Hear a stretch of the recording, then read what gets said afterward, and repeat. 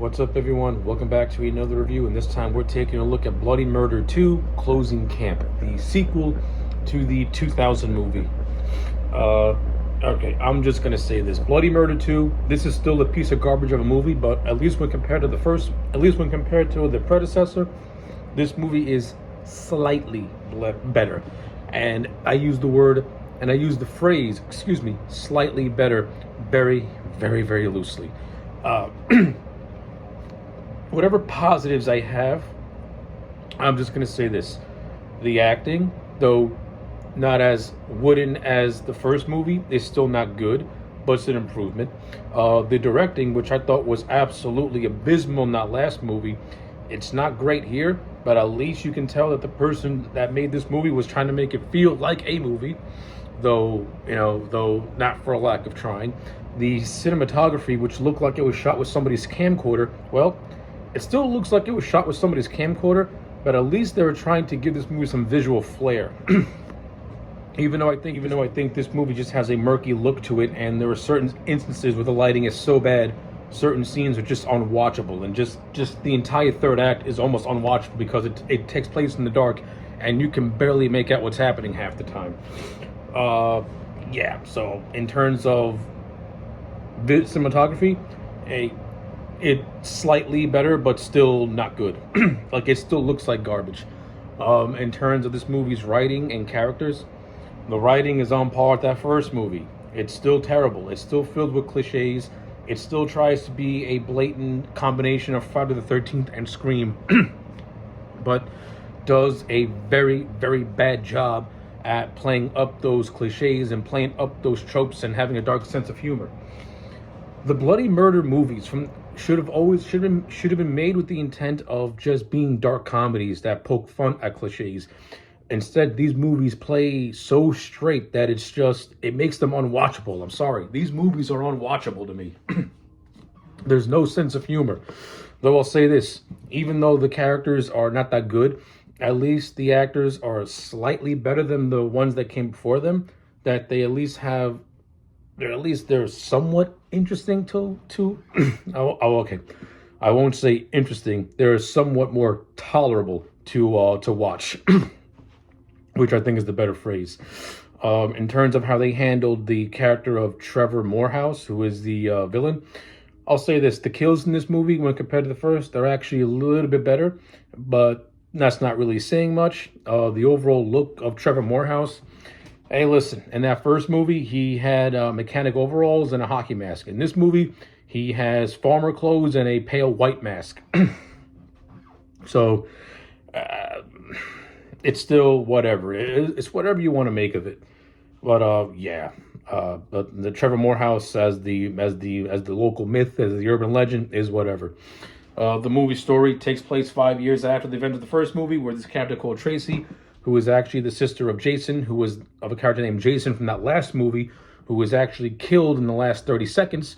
Well, throughout this movie, she has visions of some of her brother, I'm assuming, and of her brother being killed by Trevor Morehouse. So she's suffering from traumatic stress, I guess. I mean, if that was the movie was trying to communicate, it was doing a piss poor job at it. But anyway, her and a bunch of kids, they go to this camp. Obviously, they do whatever. Then chaos ensues. You get the old, hey, look, the guy running the place is the killer, but then you get faked out and it's revealed that the sheriff from the first movie is actually the killer and is actually revealed to have killed Tracy's brother. And it's also revealed that the sheriff is the father of Trevor Morehouse, wanting to get revenge. A vengeful parent looking to get payback for what happened to their child. Where have I seen this before? Again, these movies do a really, really bad job of pointing out horror cliches and horror tropes to the point where the dialogue is still just as bad as it was in that first movie. These movies try so hard to mimic the style of Kevin Williamson. They do not understand the style of Kevin Williamson. Kevin Williamson, when he wrote the Scream movies, he has a sense of wit to it.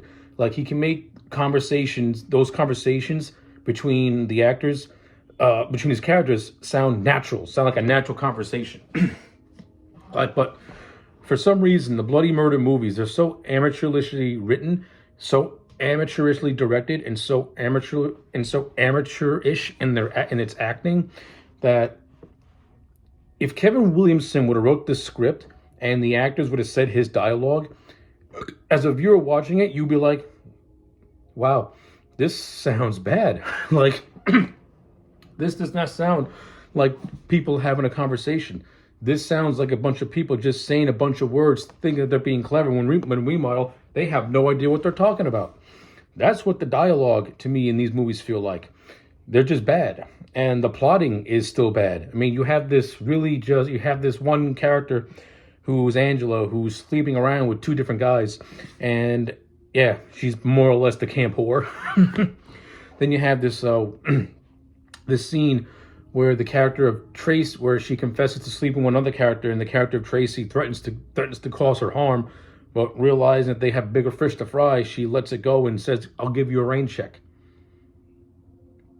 Okay, I'll give you a rain check. I know you slept with somebody, but I'm going to give you a rain check. It doesn't happen in real life. I'm sorry. Yeah, I'm sorry. I don't have nothing to say. This movie's not good. It's bad. It's slightly more watchable than the last movie, but it still sucks. It's still bad. It's still painful to sit through. The pacing is still sluggish. The whole idea of one of these characters having these nightmarish visions and dreams comes across as hokey instead of serious. Like, if that is this movie's attempt at trying to give a character depth, then it's an ultimate fail. Aside from the poor cliches and everything else, yeah, I don't know what else to say.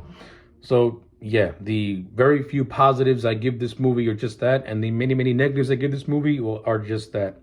At the end of the day, Bloody Murder 2 is a solid 2 out of 10.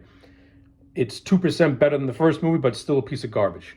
So yeah, those are my thoughts. Let me know yours in the comment sections down below. Like the video and subscribe, and I'll check you back next time for more.